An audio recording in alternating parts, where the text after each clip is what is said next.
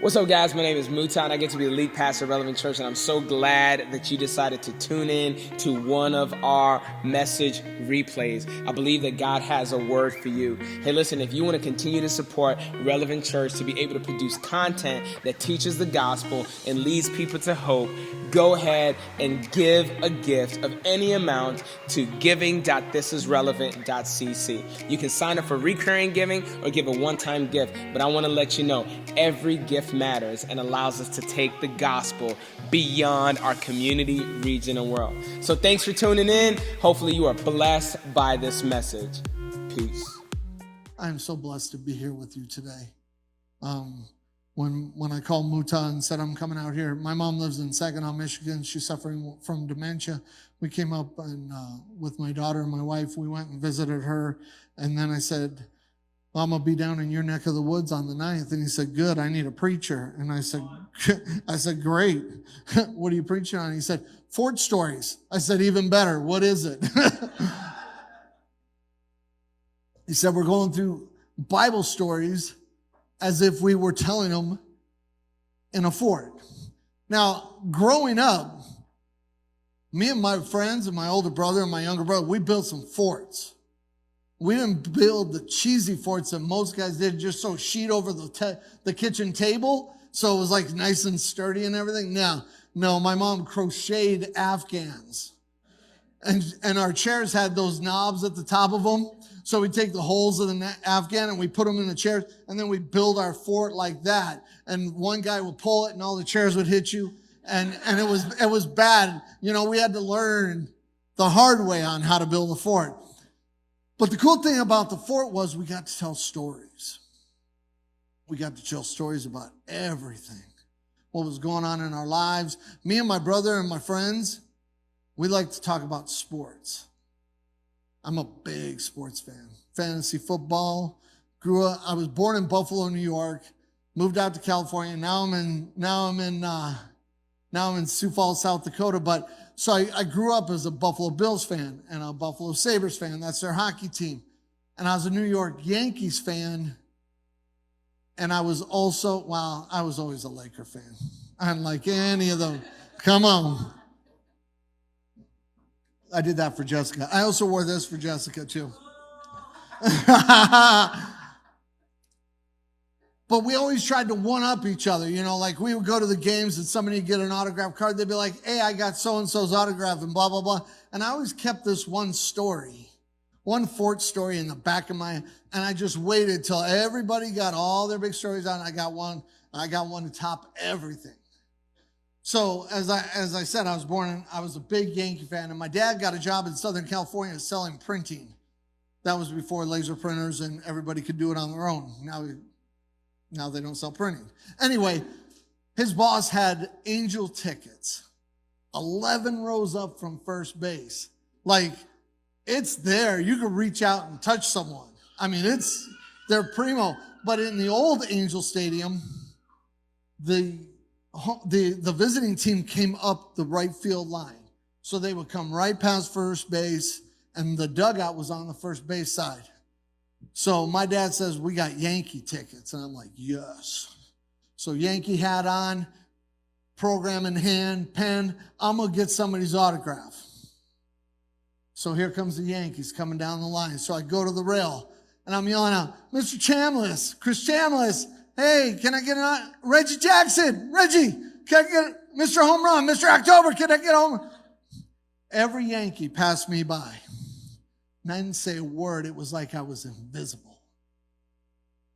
And in that moment, my faith in celebrities, my dad's boss paid good money for me to be there. At least they could have acknowledged me. So little did I know is the angel first baseman of that day was Rod Carew. I'm really dating myself. You're like, Rod who? So Rod Carew saw this whole thing going on. And he's throwing infield grounders to his guys. He takes one of the balls and he walks up to the rail and he says, don't worry about it, kids. They're just Yankees. And I saw a Yankee hat somewhere. I hope he's not in here. Because in that moment, Like that whole game, I was rooting for the Angels. I became an instant Angel fan. And in one moment, my faith in celebrities and baseball players was crushed. And in the very next moment, it was all restored. So now I'm an Angel fan. And I love it. But that single moment changed the way I viewed my teams. See, and sometimes we need to have an encounter with Jesus where he sees opportunities and he sees devastation and disappointment and discouragement, and he brings you that ball and he says, don't worry, kid, I got you. And your faith in Jesus and your faith in God is restored in a single moment. So we tell Ford stories. And because it was happenstance that I was the first guy, we were just talking and he's like, so do you want to do this? I said, yeah. I go, what stories have been taken? He goes, none. You get first shot. He said, great. Then nobody can take my story. Because I love the story of Abraham and Isaac. I love this story of faith. I hope that there's an Afghan and some chairs in heaven and I can go in the fort with Abraham and just go, hey, I read in Genesis 17 and Genesis 22 how this thing all played out. But were you really that bold in faith, or were you scared to death? Because it doesn't say it, but I'd really love to hear your take on it. But it's an inspiring story, and we're going to be in Genesis 22. We have the slides for 17, but you're going to have to be in Genesis 22 with me today. So turn there. While you're turning there, I'm going to read Genesis chapter 17 because it kind of sets the story. So in chapter 17, verse 15, it says, and God said to Abraham, as for Sarai, your wife, you shall not call her name Sarai, but Sarah shall be her name. I will bless her, and moreover, I will give her a son, and I will bless her, and she will become nations. Kings of people shall come from her. Then Abraham fell on his face, laughed, and said to himself, shall a child be born of a man who's 100 years old? Shall Sarah, who's 99 years old, bear a child? And Abraham said to God, oh, that Ishmael might live before you. God said, no, but Sarah, your wife, shall bear a son, and you shall call his name Isaac, and I will establish my covenant with him as an everlasting covenant for his offspring after him. As for Ishmael, I have heard you, and behold, I have blessed him, and I will make him fruitful and multiply him greatly. He shall father 12 princes, and I will make him into a great nation.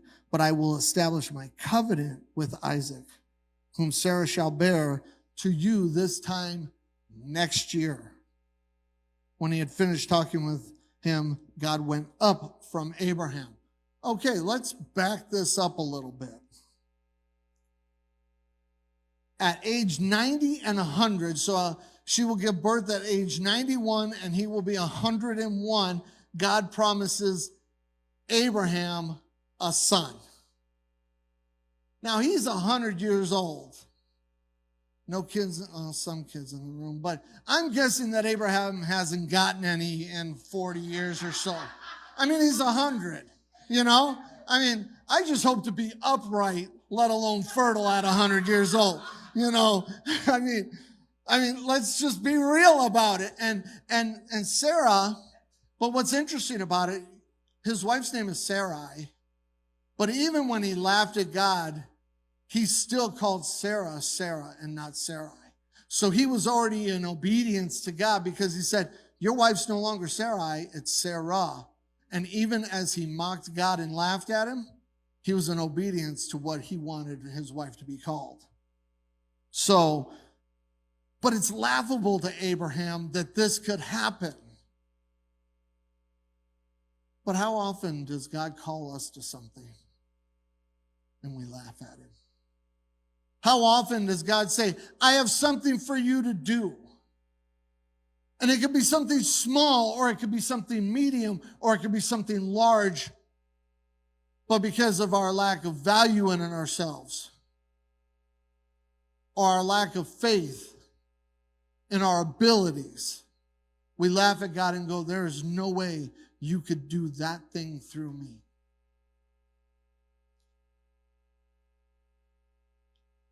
And we see that what he did in Isaac was an everlasting covenant. You have to keep that in your head. And if you look at the genealogy in Matthew 1, the genealogy of Jesus starts with Abraham and Isaac. This is an everlasting covenant. God's going to fulfill the messianic promise through Isaac.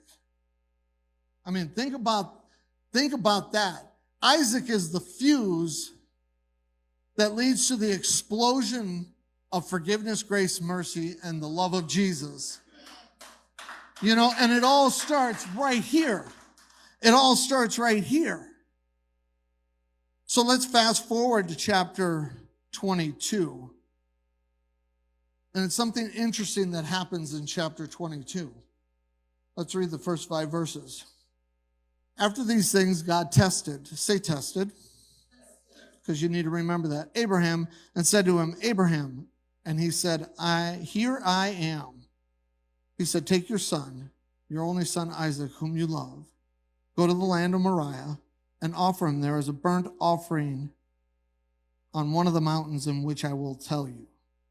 So Abraham rose early in the morning, saddled his donkey, took 2 of his young men with him, and his son Isaac. He cut the wood for the burnt offering, and arose and went to the place which God told him. On the 3rd day, he lifted up his eyes and saw the place from afar. Then Abraham said to the 2 young men, stay here with the donkey. I and the boy will go over there and worship and come back to you. Let's just stop right there. So this promise, this everlasting covenant that he is going to give in his son Isaac, he says, hey, remember that everlasting covenant and the promise I gave you? Yeah, go kill him. I got 2 boys. I got 2 boys and 2 girls. We went girl, boy, girl, boy. But I have 2 boys that I love dearly. There was no covenant that was met through him, but if God came down and said, take your son Joshua and offer him up as a burnt sacrifice to me, I would become again. Seriously, I would question him. I would deny it. I would say, hold on, let me pray about it. I know I'm going to talk to you anyways, but I'm still going to pray about it. You know, I'm going to prolong this situation as long as I can. And a lot of people brought this verse to me and go, see, the Bible contradicts itself. God contradicts himself. God doesn't contradict himself. Because at the very first verse of 22, it says, after these things, God tested. And somebody needs to hear this. God will test you. He'll never tempt you, but he'll test you. But just remember, when the teacher tests you, he will remain silent, but he will not remain absent. Remember when we were in school, I took the SATs, and the teacher would sit up front, and they would say, okay, break the seal, open the test, and start on section 1. And then silence until she said, pencils down, section's over. That's it. During the test, I was on my own, but I could still make eye contact with my teacher. Especially my math teacher. I was horrible in math. And I had this one teacher in junior high, Mr. Maine, and he just had this, he believed in me, and I sucked at math, if I could be honest. I was just terrible. But when I was taking my math test, I would look up, and me and Mr. Maine would make eye contact, and through his eyes, he was like, you got this. And I did. He never said a word, but his presence was still there, even though he was silent. But then I want to just touch on the faith of Abraham. Actually, I'm going to touch on a lot of faith of Abraham. Look how quickly he left. So verse 3, it says, so Abraham rose early in the morning, saddled his donkey, took the 2 young men with him and his son Isaac. He didn't wait till lunchtime to see if God was going to change his mind. He said, you've given me a task. I'm going to trust you with all the faith that I've got. So I'm going to get up. I'm going to saddle the donkeys. I'm going to gather the people. I'm going to cut the wood for the burnt offering. I'm going to do everything it takes. And I'm leaving tomorrow morning. Man, that's faith. I mean, he just went. How often do we hear from God that, go pray for this person? Or this, and it just dwells in you. I mean, 3 weeks ago, 4 weeks ago, you guys had a Holy Spirit experience. And when that Holy Spirit says, this person needs encouragement, and you go, but really? Am I the one to encourage them? If we have the faith of Abraham, we go up to him and go, the Lord has told me that you need some encouragement. Don't know what it is. Don't know what you're going through, but God has something for you, and you encourage them through it. So he gets up right away, nonstop. Let's get this going. I wouldn't be so eager to go kill my kid. If I'm being just really honest with you, I'm hitting the snooze like 45 times, going through my morning devotion, see if God has a different word for me, you know. But he leaves without hesitation, which brings me to the first lesson we have today. God isn't so concerned about your ability, but he is more concerned about your availability. God said, Abraham, and he said, here I am. Didn't ask him. And then he said, go kill your son. He didn't question anything. He just simply was available. He said, here I am, Lord. What do you have for me? Oh, go kill your son. All right, I'll get the wood together, the donkeys together, and the boys together. We're off tomorrow morning. Really? But yet, somebody says, pay for that bread. You know, you feel it in your spirit to pay for the bread and milk for the person behind you. You're like, is this really you, Lord? Money's a little tight. I know you drive on the streets that are made out of gold and can provide for everything that I need. But that's like $8. If they get eggs, it's like 16. Eggs are expensive. I don't know if it's the same here. Eggs are expensive in South Dakota. But he just says, here I am. How different would this world be if we just simply said, here I am? So would we move at the speed of Abraham to do the task that we're taunted to do? What kind of faith does it take to just go? I mean, I've seen faith in this building. I was in this building. Last time I visited this building, there was no stage.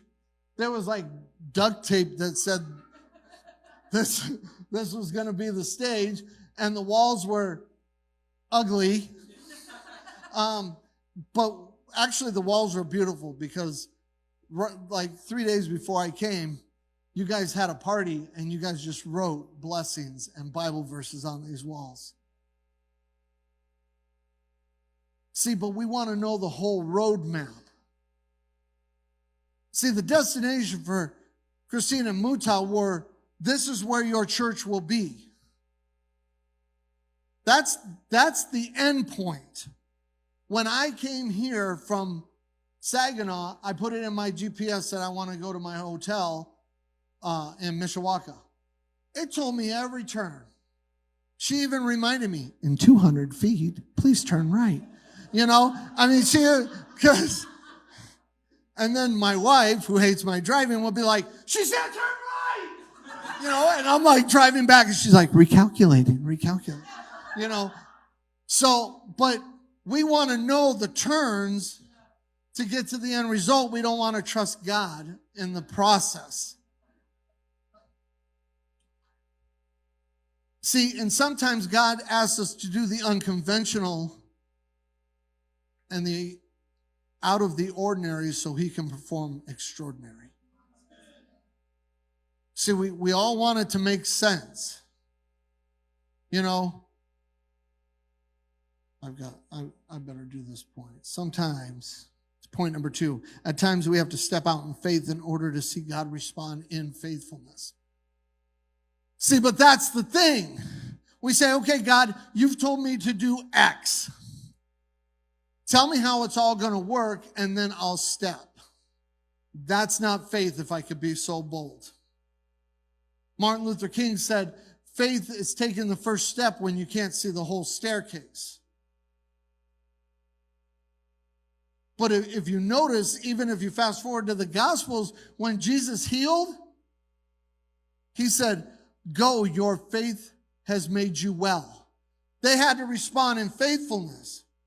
Go bathe in the pool of Bethesda. Put this mud on your eyes. Lower your friends down. Have your friends lower you down in a house that I'm in and step out in faith and dig a hole in the roof and drop the guy down. And he said, take up your mat and walk home. See, we want that end result without doing any faith work first. But when we take a small step of faith, God responds in great faithfulness. And Abraham knew that. Let's continue on. Verse 5. Listen to the way he speaks. Then Abraham said to the young men, stay here with the donkey. I and the boy will go over there and worship and come back to you. So Abraham took the wood for the burnt offering, and he laid Isaac on it. Let's just stop right there. Listen to how he speaks. Let's review. God said, I'm going to promise you a son. He's going to be the start of the messianic promise. Check. Go kill him. But yet here, he knows the end result. But what does he say to the guys? Hey, I and the boy are going to go over there and worship. We'll be right back. He didn't say, I and the boy are going to go over there and worship and I'll be back. See, we gloss over that, and sometimes some of the biggest gems that the Bible will give you are in the smallest verses. He was confident, not in that his son was going to not die. I think Abraham really knew that if he plunges that knife into his son's chest and burns him to death, that God is going to provide his son again. So it doesn't matter. He just knows he's coming back with his kid.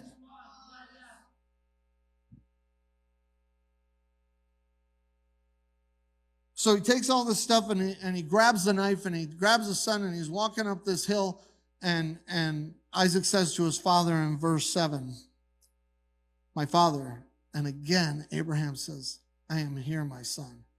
Behold the fire and the wood, but where is the lamb for the burnt offering? Abraham says, God will provide for himself the lamb for the burnt offering. So they went up, both of them together. Even the way he talks to his son, he knows his son is the offering. He could have easily said, you're it. But his faith in God and the promises that he has given him, he said, God will provide for himself an offering. I don't know how, I don't know when, and I don't know where, but God's going to do it because I'm standing on the promises of God's word.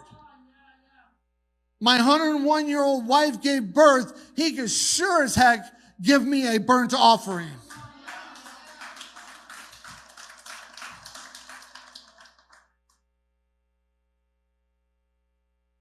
So when our last point, and then we're going to try to finish up here in a little bit.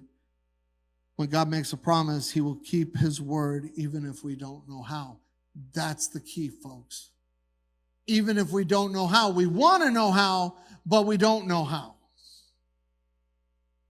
Abraham's availability, again, he's just there. He's like, all right, Mariah, We're going to go on the mountain. I lift my eyes. I see the mountain. God says, that's the one. Let's go. Bring the wood, bring the fire, bring the knife, bring the boy. Stay here.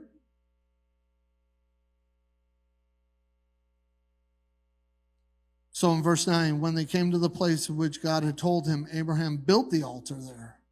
He laid the wood in order and bound his son Isaac and laid him on the altar on top of the wood. Okay. If I'm Abraham and my sinfulness, I'm like, isn't this good enough? Haven't I stepped in faith enough? I said I would go. I left early in the morning. I brought everything. I built the altar. I tied him up. Isn't this good enough? Have I fulfilled my part of the faithfulness? God says one more step. Then Abraham reached out his hand and took the knife to slaughter his son. I get emotional because I picture myself with my boy on the altar. He's going to do it. Abraham is going to do it. That's a scary moment in my life. I don't want to outlive my children. And Abraham's about to do it, and he's not flinching. But an angel of the Lord called out to him and said, Abraham, Abraham. And he said, here I am. It's his availability again. And I'm guessing that the angel didn't say, Abraham, Abraham. He probably said, Abraham, Abraham. Because what if he gets out the first Abraham and the knife plunges and he's like, man, you should have talked quicker.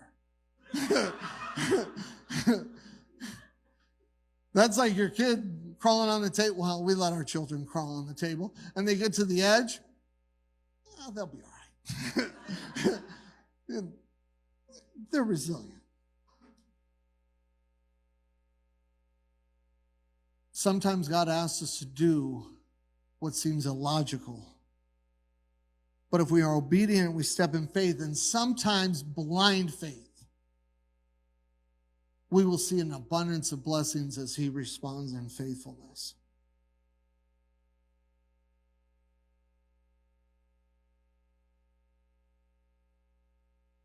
So then he said, don't lay a hand on your boy. Don't do anything to him.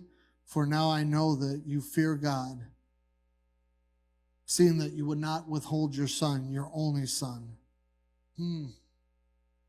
Spirit just spoke. And he just said, sounds familiar, doesn't it?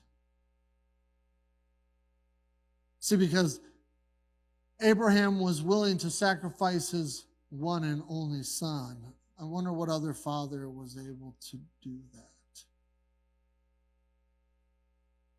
See, but after Jesus was beaten and spit on and laughed and stripped naked and flogged far too many times than he deserved,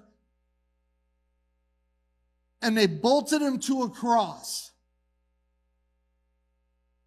And he hung up there. And what did he say? Father, forgive them, for they know not what they do. Even in his misery, even in his suffering, he's still interceded for us.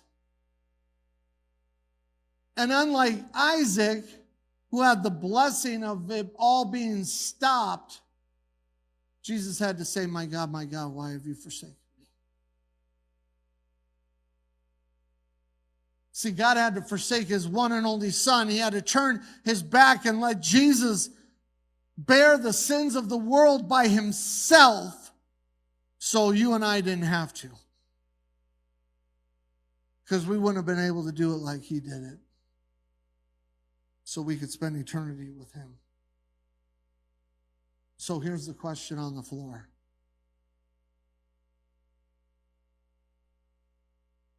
What's your Isaac? Is it your finances? Is that what needs to be laid on the altar and given over to God? Because I tell you, we had some struggles, Cammie and I.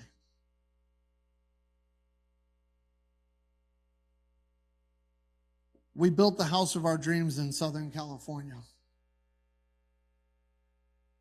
After we moved into that house, 3 weeks later, I had a seizure due to migraines. My license was taken away for 6 months. A lot of testing, a lot of medical bills, all while we were trying to get my wife diagnosed because she had chronic pain. They thought it was lupus. It wasn't, blah, blah, blah. And back then, fibromyalgia wasn't deemed a worthy condition. We walked out of doctors' offices because they said it's all in her head. Get up and... Needless to say, I accrued about $27,000 in medical bills.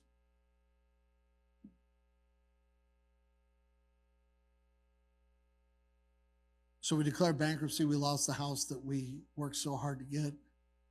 We moved into a rental, struggled financially, and so you know what the best thing for us to do was? Stop tithing. It was a good idea. Things got worse. And worse and worse and worse and worse. To the point where I said, we've got to do something. And my wife said, what do you want to do? And I said, I want to start tithing again. Because the problem with it is that my money going out was exceeding my money coming in. The math didn't work. By the way, God's not bound by math. So we start tithing again, and it's not to pat me on the back. I just don't want you guys to fall in the same situation I did. We started tithing, and it's amazing that my income exceeded my outgoing. Math didn't match up. 3 weeks before, it wasn't matching up. We're short like hundreds of dollars. Then I start tithing, and we have an abundance. We have overage of hundreds of dollars. The bills didn't change. The income didn't change. The heart changed. My availability in my finances changed. I just wanted to be available for God, and I wanted to give him the first fruits. So you know what I do now? Thank God technology. Every other Friday, my tithe pulls. Actually, my tithe pulls to this church. I don't see it. We start our budget, we start paying our bills after we see Relevance tithe come out. And we're never short money. Is it your family that you need to put on that altar? Are you struggling with children that have fallen away from God? Never done that. Not the t-shirt.